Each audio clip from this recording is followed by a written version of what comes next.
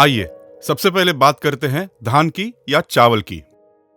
हम जानते ही हैं कि चावल दुनिया में फूड सिक्योरिटी के लिए बहुत जरूरी भूमिका प्रदान करता है तथा सबसे ज्यादा प्रचलित खाद्य पदार्थ भी है, स्टेपल फूड। भारत की गिनती विश्व के 2 सबसे बड़े धान उत्पादक देशों में होती है। इनफैक्ट भारत विश्व का सबसे बड़ा निर्यातक भी है।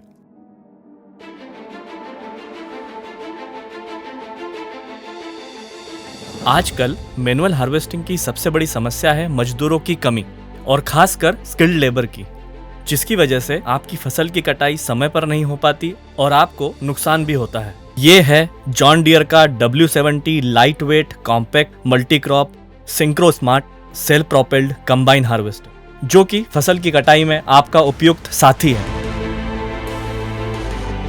इस कंबाइन हार्वेस्टर से गेहूं, धान, मक्का, सरसों, सोयाबीन, अलसी और दालों जैसी फसलों की कटाई आसानी से कर सकते हैं। इतना ही नहीं, इसके कॉम्पैक्ट और लाइट वेट डिजाइन की वजह से मिट्टी में नमी होने के बावजूद भी यह काम आसानी से करता है।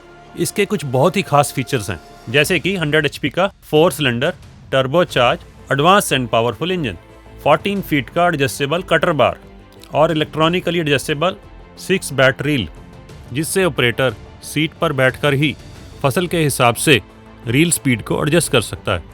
इसका 8 विंग एक्टिव बीटर इसकी थ्रेशिंग और सेपरेशन एफिशिएंसी को बढ़ाता है और आपको मिलते हैं अच्छी क्वालिटी के अनाज के दाने। ये आता है सिंक्रो स्मार्ट ट्रांसमिशन के साथ, जिससे गियर शिफ्टिंग बहुत ही आसान हो जाती है।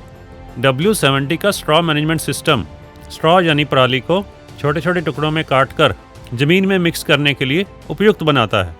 वैसे तो फसल की कटाई के बाद बचे हुए अवशेषों को यानी कि पराली को इकट्ठा किया जा सकता है, लेकिन धान की खेती में हार्वेस्टिंग के बाद पराली को इकट्ठा करना और उसे खेतों से दूसरी जगह ले जाने का काम आसान नहीं है, जिसकी वजह से इसे खेतों में ही जला दिया जाता है, जिससे कि पोल्यूशन होता है और जिससे जमीन की गुणवत्ता में भी कमी आ रही है।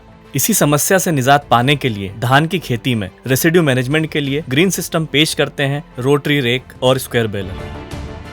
रोटरी रेक की सहायता से खेतों में बचे हुए पराली को इकट्ठा किया जाता है और बेलर की सहायता से बेल बनाए जाते हैं और इन बेल्स को ट्रांसपोर्ट करना भी आसान होता है। आजकल इन बेल्स का उपयोग पशु चारे के लिए, पेपर और पैकेजिंग उद्योग में, मशरूम और मल्चिंग उत्पादन में काफ़ी किया जाता है।